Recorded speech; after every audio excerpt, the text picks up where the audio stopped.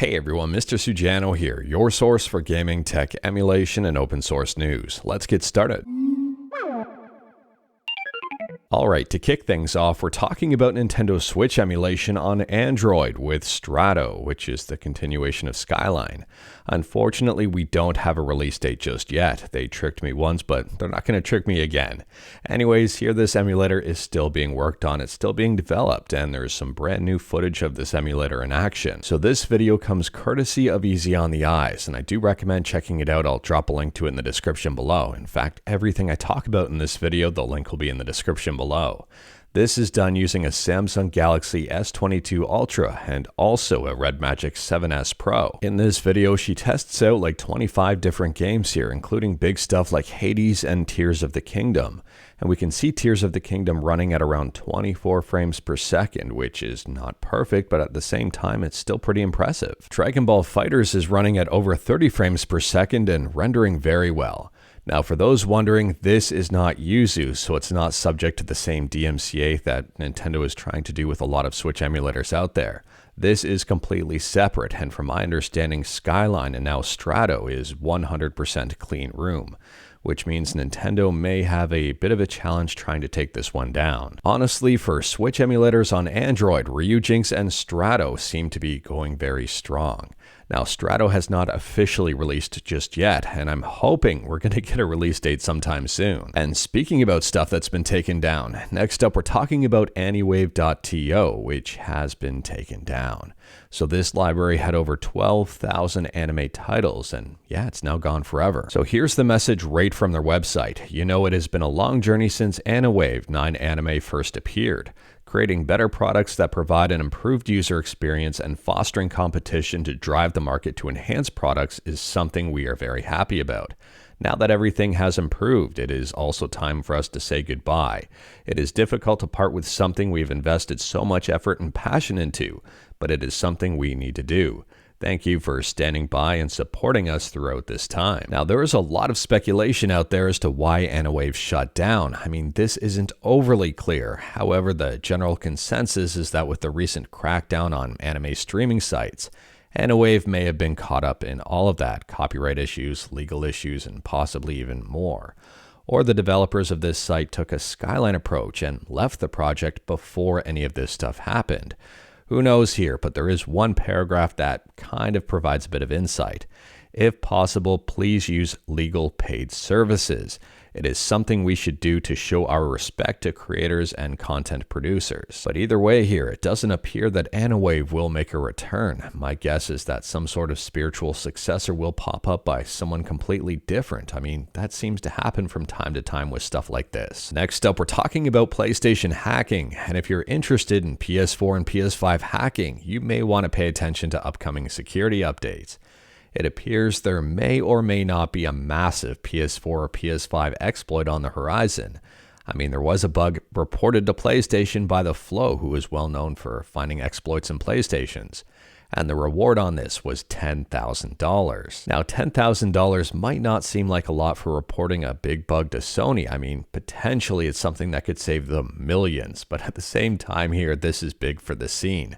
I'm very curious to see what's going to be shared by The Flow moving forward once this gets patched out. But moving on, and next up we're talking about multi-system emulation with Ares, and Ares just got a brand new update. So at the time of filming, Ares version 1.40 is the latest update here, and this one's got a whole bunch of bug fixes, improvements, optimizations, and brand new features.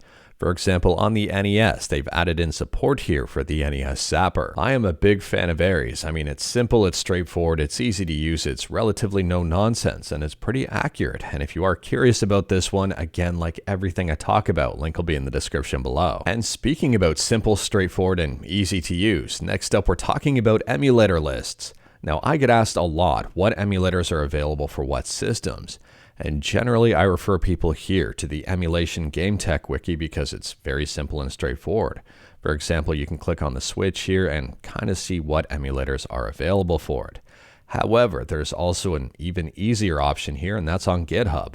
Derek Turtlerow has an awesome emulators page with a whole bunch of emulators listed with check marks as to whether or not they're free, active, and recommended. Now, I'm not saying one is better than another here. They're different in their overall approach. For example, here are the PS2 emulators listed on the emulation wiki, and this is very comprehensive.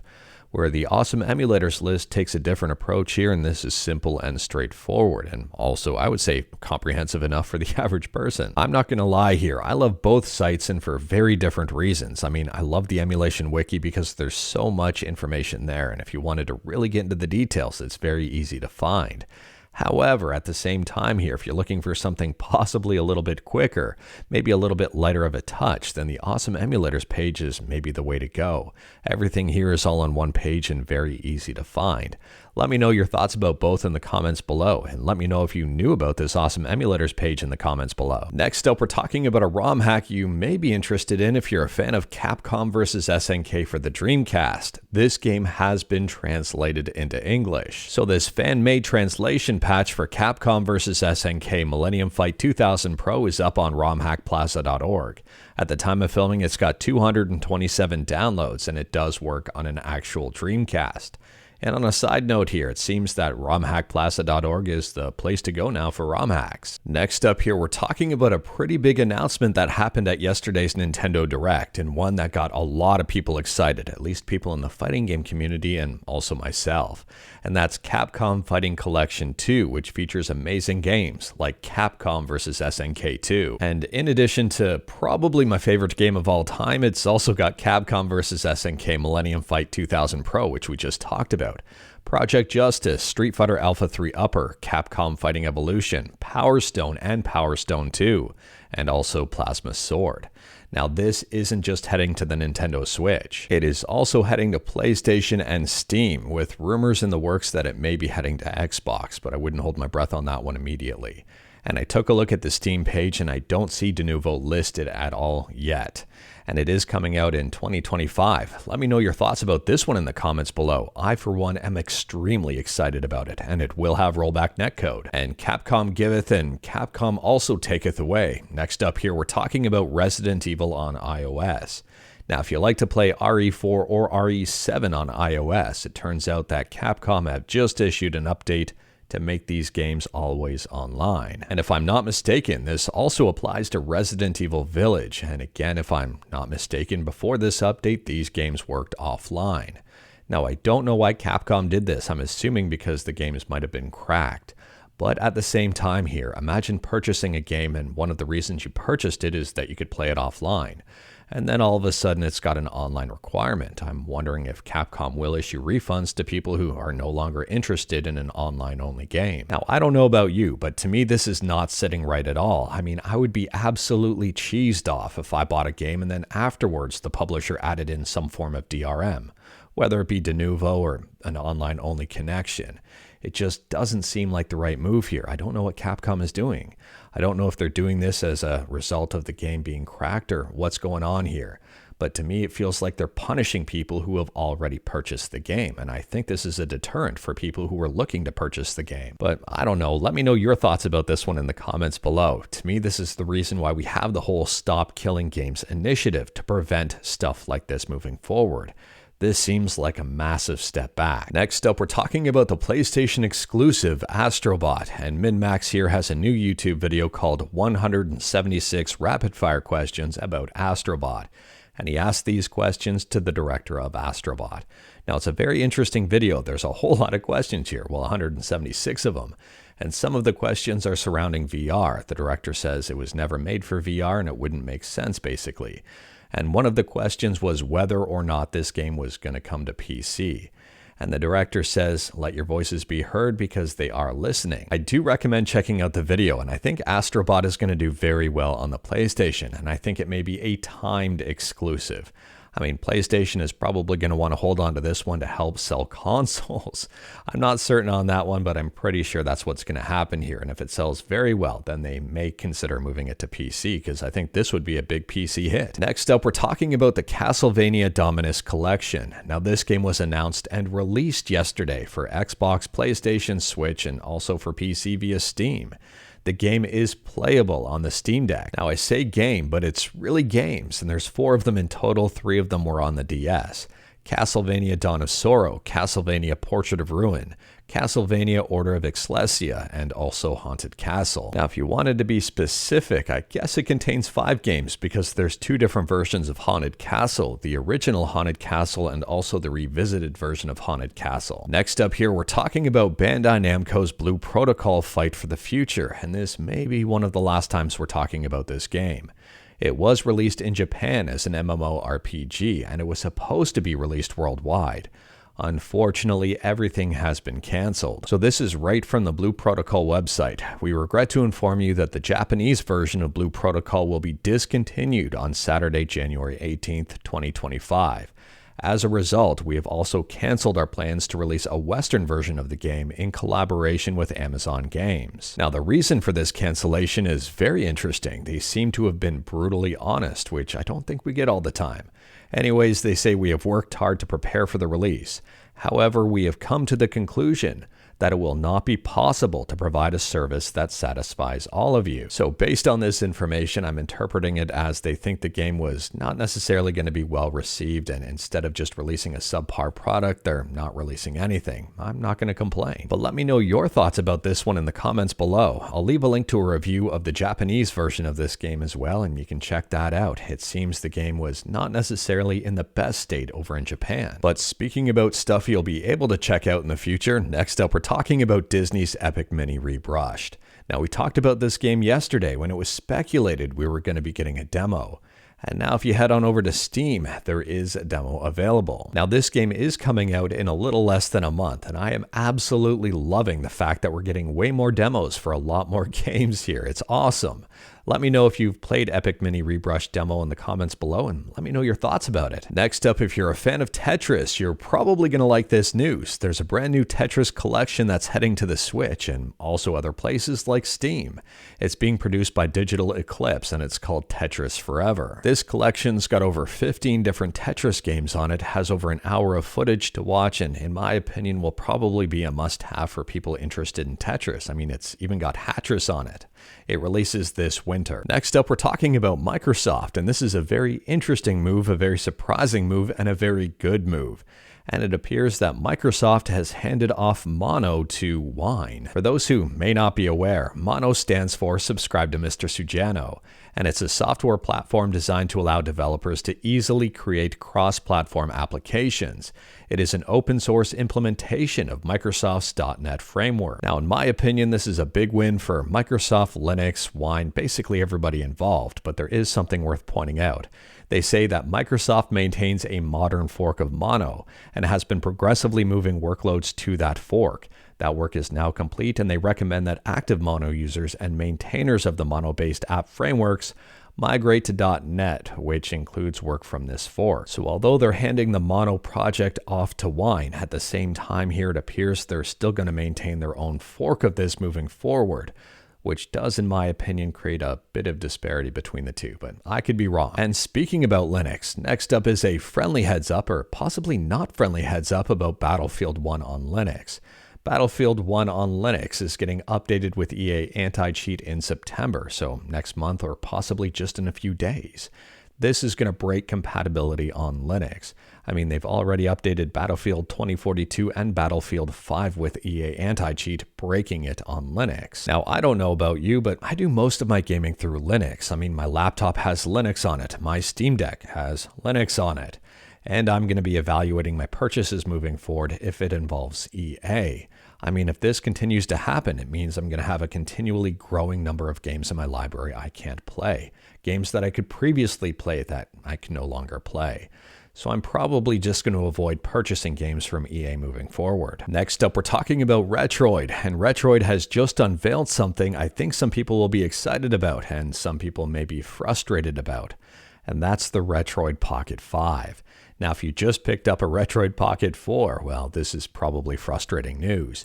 And if you're interested in the Retroid Pocket Mini, well, this may be some confusing news as to which to spring for. Now, based on their images alone, it looks like Retroid is stepping up their quality on this one. Not to say that quality was a problem in the past.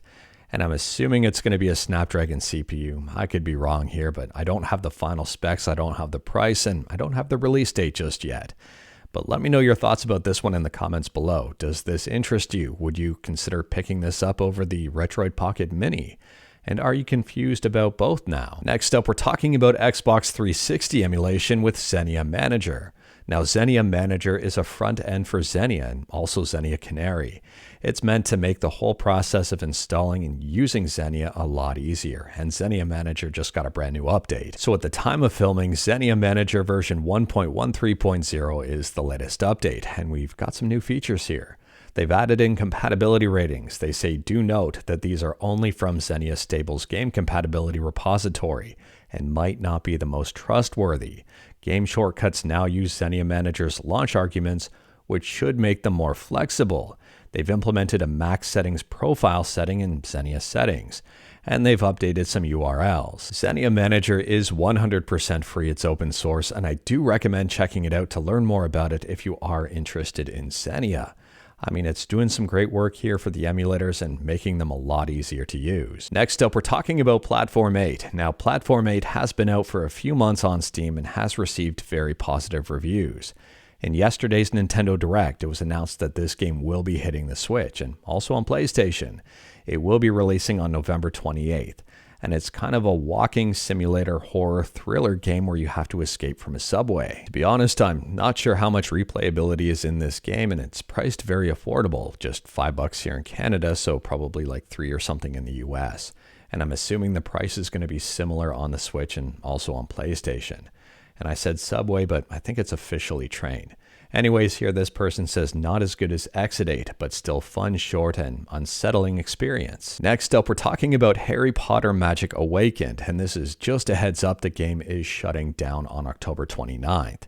It was released about 16 months ago, so a very short lifespan. Harry Potter Magic Awakened is a card game, and it's already been delisted, but there may be some APKs that are floating around out there. It's very unfortunate that the game has already been shut down, and I feel bad for people who have spent money in it. But moving on, and next up, we're shifting from something shutting down to something in very active development, and that is Valheim. This game is still in early access and just got a brand new update. It's been very positively reviewed on Steam with almost 400,000 reviews. So the latest update here brings a whole bunch of bug fixes, improvements, and a whole bunch of tweaks. I'll drop a link to the patch notes in the description below, and I do recommend checking them out if you play this game.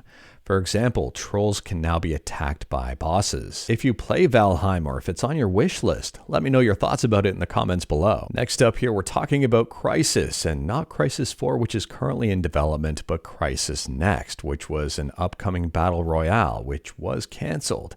And it appears that gameplay footage has leaked online. Now, I've got no idea if copies of Crysis Next have leaked online. I'm assuming they have, considering we've got gameplay footage. But a lot of people are now talking again about Crysis 4. But I will say, looking at the prototype footage, and well, the comments are kind of funny, and I think this one sums it up well. People here are really criticizing the game for looking like a prototype. That's because it absolutely was a prototype. I don't know why people are criticizing something that was currently in development.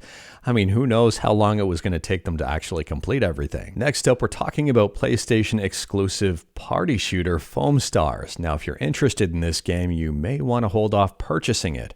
Currently, there is a price tag attached to it, but moving forward, there's not going to be. So it says right here on the Square Enix website, Foamstars, currently available on PlayStation 5 and PlayStation 4, will change from its current regional pricing to a free-to-play title, starting from October 4th. Now, if you already purchased this game, it appears you're going to be getting a legacy gift as compensation. It includes 12 color variant Bubble Beastie skins, 1 exclusive slideboard design, and 1 title, which is Legacy. To be honest with you, I'm very surprised about this one. I mean, Foamstars released this year. I'm assuming it's not doing near as well as they thought. Next up, if you're a fan of 2D Metroidvania games, you may be a fan of this game here. It was just announced. It's called Maui the Shapeshifter, and it will be available on Steam. You can already wishlist it. To me, I like the art style on this one. It seems very interesting in terms of overall concepts. It reminds me a little bit of Shantae, considering you can change into animals here. Let me know your thoughts about this one in the comments below. Next up, we're talking about Yakuza Kiwami on the Nintendo Switch. This game was announced yesterday that it's heading to the Switch, and it will be released on October 24th. In terms of overall frame rates, in terms of overall graphics, I think it's looking okay for the console. I mean, it's pretty impressive this game was able to run on it. I will say though, looking at the trailer, and there appears there may be some slowdowns here and there, like right here. So I'm not quite sure how this game's going to run overall, but I've got high hopes for it, and I think people who are a fan of the Yakuza series might be a big fan of this game hitting the Switch. And last up here, we're talking about Sonic the Hedgehog. Now this isn't gaming, but it's a gaming movie, and there was just a trailer for Sonic the Hedgehog 3. Yes, it's true, Keanu Reeves is playing Shadow the Hedgehog. I'll drop a link to the trailer in the description below, and feel free to check it out. I think this movie looks pretty good. Sonic the Hedgehog 3 is set to release this December, and although I don't think it's necessarily going to be Oscar-worthy, at the same time it might be good to kill a couple of hours. But anyways, that is all I've got for you in this one. Straight to the point, all stuff and no fluff. We talked about a bunch today. Let me know your thoughts about absolutely anything we talked about in the comments below. If you liked this video, leave a like. If you didn't like this video, leave a like. Hit that subscribe button, check out my other videos. Don't tempt fate, save your state.